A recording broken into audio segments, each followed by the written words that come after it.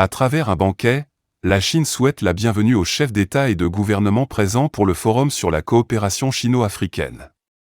L'événement s'ouvre demain jeudi sur le thème « S'associer pour promouvoir la modernisation et construire une communauté d'avenir partagée ». Chine-Afrique de haut niveau.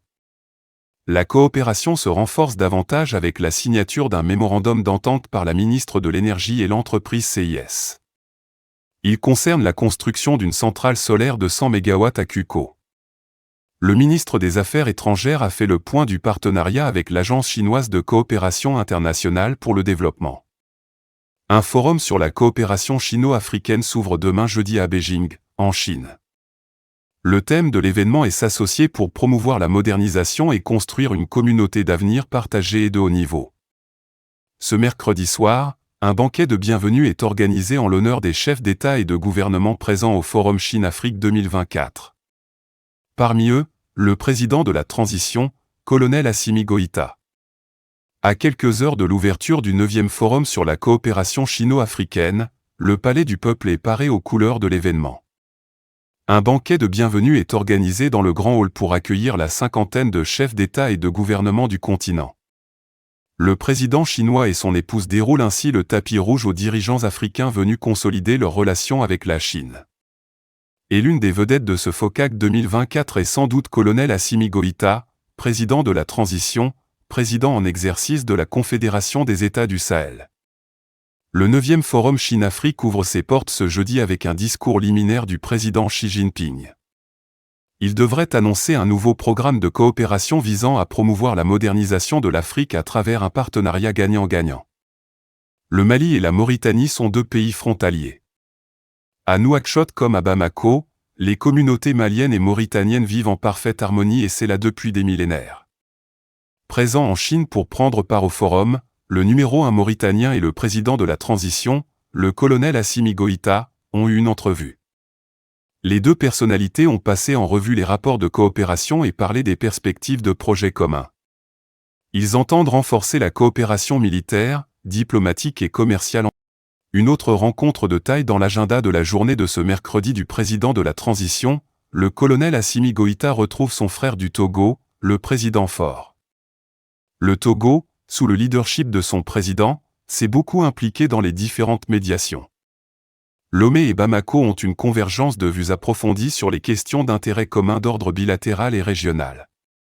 Durant leur entretien, les deux présidents se sont montrés très ouverts et favorables au bon maintien des relations de fraternité et d'excellente amitié entre les deux pays. Faustin Archange Touadéra, président de la République centrafricaine, a bouclé cette série d'audiences du président de la transition. Les deux hommes d'État ont passé en revue les points de collaboration futurs entre les deux nations. Tout comme le colonel Assimi Goïta, le président Touadéra est venu prendre part au Forum 2024. Le pays dispose de nombreuses ressources naturelles, notamment l'uranium, l'or, les diamants, le bois et le pétrole. À travers ces échanges, Bangui et Bamako vont certainement renforcer les relations d'amitié déjà existantes.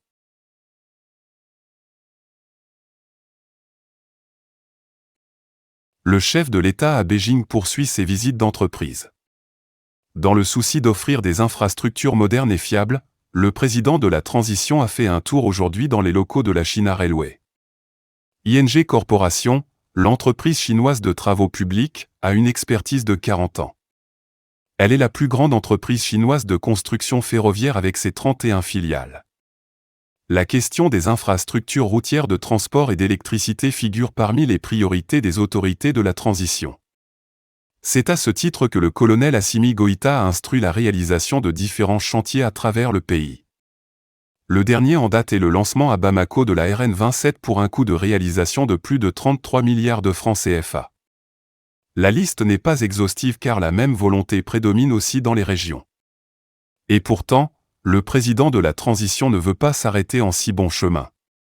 Pour lui, le développement de ces infrastructures favorisera la croissance économique et l'inclusion sociale. D'où sa visite ce mercredi matin à Beijing, en Chine, au siège du groupe China Railway Engineering Corporation. L'entreprise chinoise de travaux publics a une expérience avérée de plus de 40 ans. Elle est plus connue au Mali à travers l'une de ses filiales, qui n'est autre que la COV, source de richesse, d'égalité et de bien-être. Les infrastructures modernes revêtent une importance cruciale pour toute nation, a fortiori pour les pays en développement. Une visite guidée des locaux de l'entreprise a permis au chef de l'État et à sa délégation de mieux s'imprégner de sa méthode, de son histoire et de ses ambitions. Pour les pays amis de la Chine, la priorité de l'heure pour les autorités de la transition, c'est de soutenir des projets de construction ou de remise en état d'infrastructures qui soient viables, économiques et écologiques inclusifs, résilients et sûrs. La Shinharai Construction Corporation est un peloton de tête. En atteste sa 3e place parmi les plus grosses entreprises de construction mondiale. Dernier contrat en date est celui signé avec le Royaume chérifien, note en boîte le pas au Maroc avec la signature d'un protocole d'accord. La réalisation de ces projets est prévue très prochainement sur place. D'autres ont inspiré le chef de l'État, tels que la salle de maquette qui présente une ville moderne où toutes les commodités inhérentes à notre harmonie sont prises en compte. Bamako peut le devenir très bientôt. En tous les cas, le souhait est visible sur le visage du président de la transition, le colonel Assimi Goïta. 72 heures après l'annonce des présidents Xi Jinping et Assimi Goïta d'élever le partenariat Mali-Chine à un niveau stratégique, le chef de la diplomatie malienne est reçu à l'Agence chinoise de coopération internationale pour le développement. Abdoulaye Job et sa délégation sont venus évaluer avec la partie chinoise le portefeuille de la relation sino-malienne en vue de l'adapter à la vision commune des deux chefs d'État. À l'issue d'une séance de travail d'environ 2 heures, Maliens et Chinois partagent une totale convergence de vues.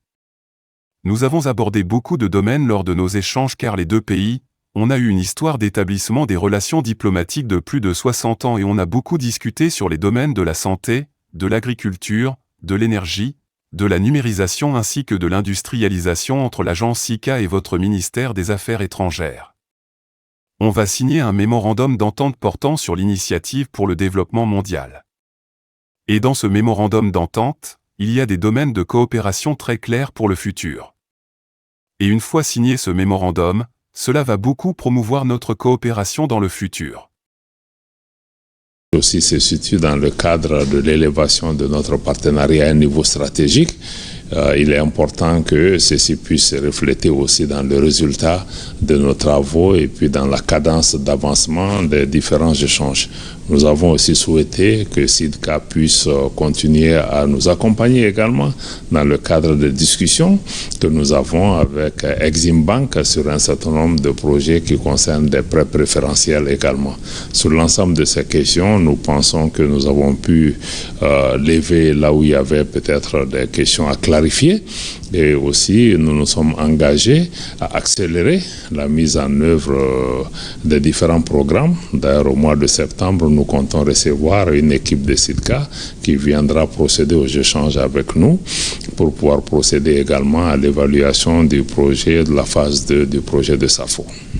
Autre partenariat fécond, la signature d'un mémorandum d'entente entre le ministère en charge de l'énergie et l'entreprise chinoise CIS. Les deux parties conviennent de construire à Cucu une centrale solaire de 100 MW. Entraîner sur 2 ans, 3 ans. Donc pour éviter cela, résoudre cela, il y a des points focaux. Souvent même des commissions sont mises en place pour pouvoir rassembler tous les documents qu'il faut. Le partenariat stratégique Mali-Chine en perspective prend déjà corps avec une série de mémorandums d'entente signés en marge de la visite du président de la transition à Beijing. Les deux pays consolident ainsi leurs relations bilatérales avec un objectif commun. Répondre aux besoins des peuples maliens et chinois.